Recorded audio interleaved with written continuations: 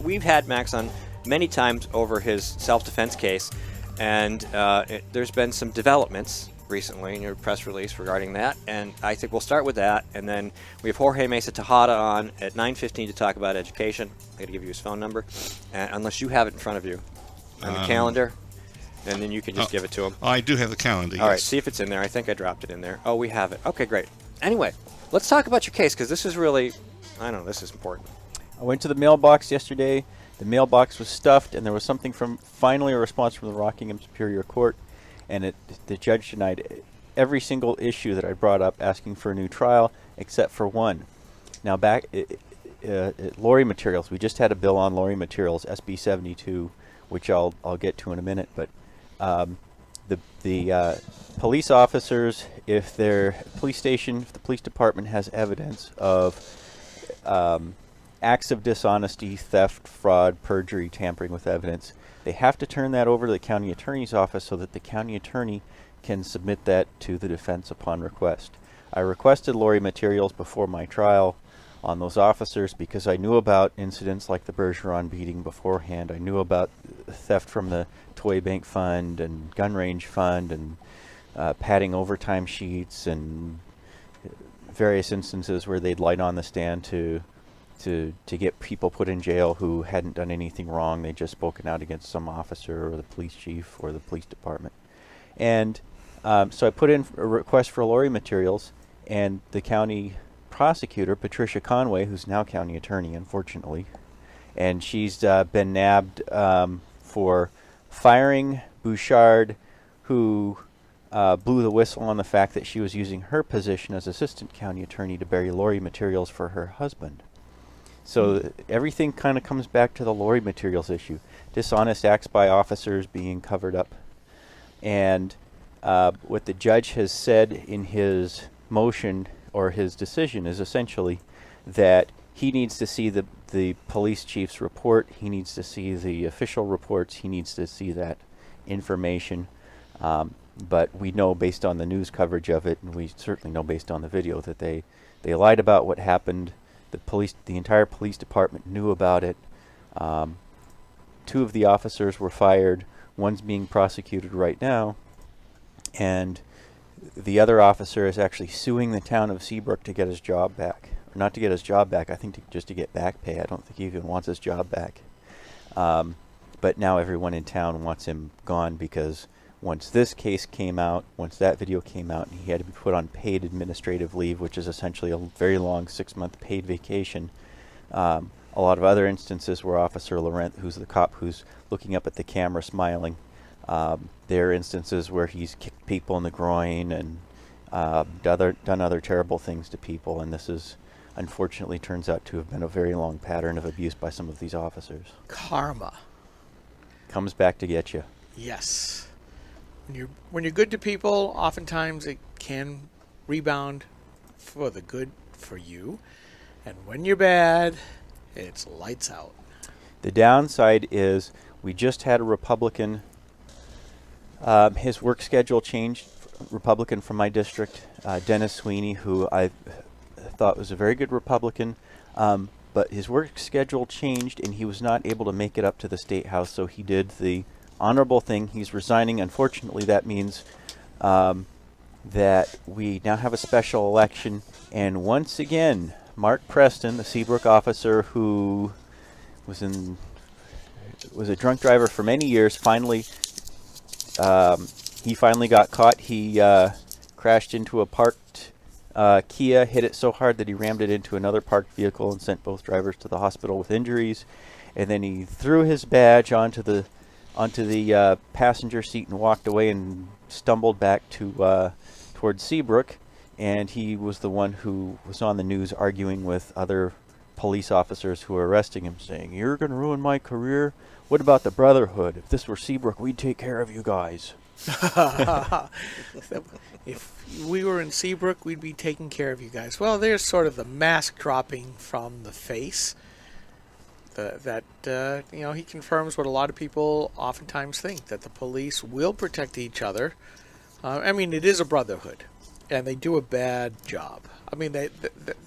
It's a bad job a lot of times, dealing with basically the riffraff and the worst of society. You can become a little jaded. I can understand.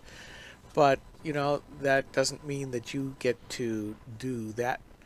Those kinds of things where he could say, if this was in Seabrook, we would protect you. I mean, that's not what this is all about. Unfortunately, as we've been posting about, we see this more and more from public officials or our public servants who have turned around and said, no, we are going to be the public masters one way or another. And it just drives us. Lord Byron Acton is famous for his quotes, and his most famous quote of all time is, "Power tends to corrupt, and absolute power corrupts absolutely." When police officers have absolute power to file completely bogus criminal charges against you, write up the reports, handle the witnesses, handle the evidence, go to court, lie about what happened, and get away with it, and send people to prison, and they've done this in Seabrook a few times, just based on their own actions alone, they have absolute power. Now, you take an ordinary person, you or me, if we had absolute power to just take some pedestrian down and just stick them in prison, or take someone you just don't like and just put them in prison. You give someone absolute arbitrary power to make someone's life miserable. Just having the power to do that can corrupt someone. I think Thomas Jefferson was the one who said that once someone casts a longing eye on public office, it begins to work some blackness and corruption in your heart.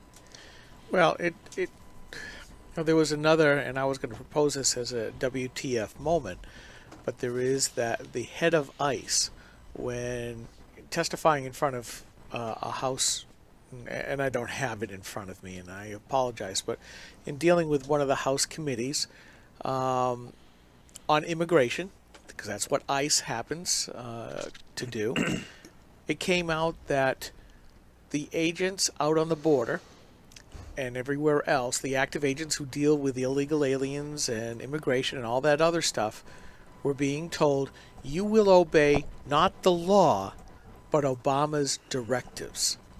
And think about that for a moment. We supposedly tout ourselves as being the rule of law. Similar with what you're talking about right now, Max, about the police. Well, if they're obeying their own code and not obeying the law, if ICE has been told, agents, you will obey Obama's directives, even if they run counter to the law at the risk of your job, what is going on with this country? I think this is one of the biggest transformations that Obama promised, that we're going to become under the thumb of the king instead of under the rule of law.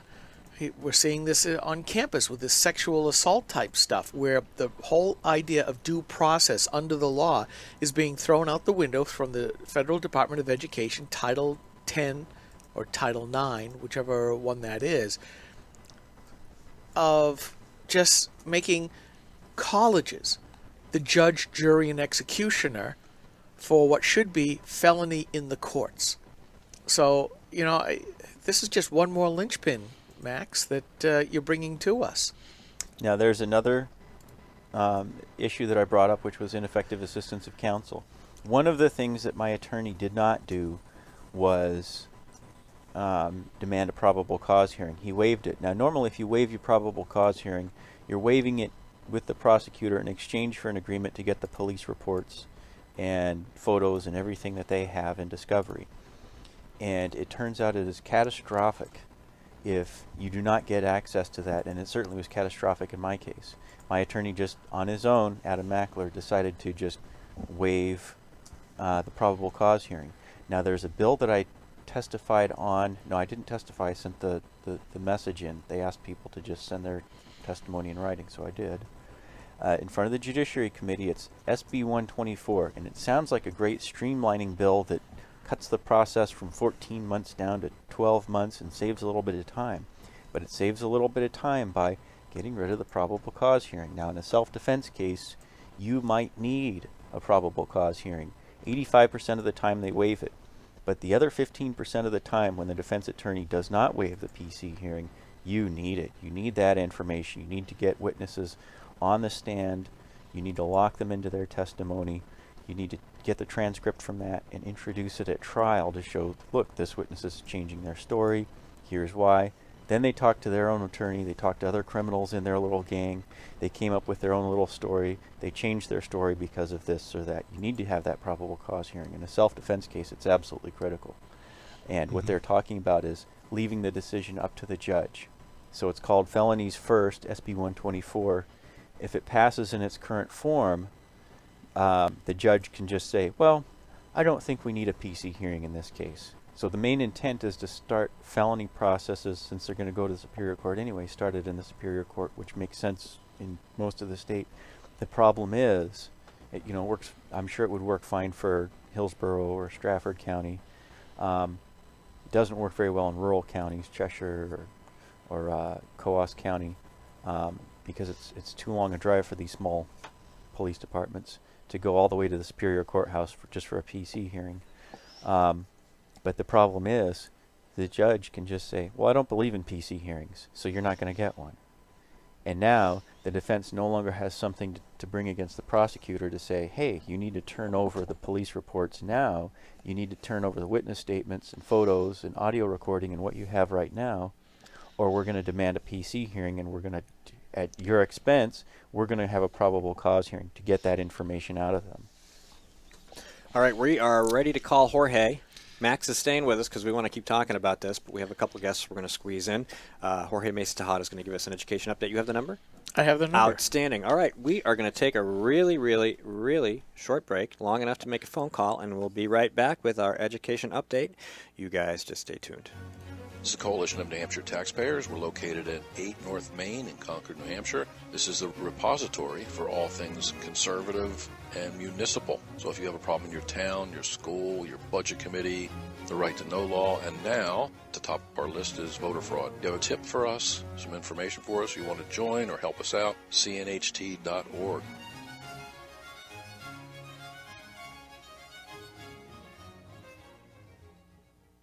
Hi, this is Rich Gerard, host of Gerard at Large in the Morning, the Manchester area's only locally owned, locally operated, focused, and interested, riveting radio show, heard live every Monday through Friday from 6 to 9 on 90.7 FM WLMW New Hampshire Family Radio, and available 24/7 live or archived at gerardatlarge.com. Be sure to tune in.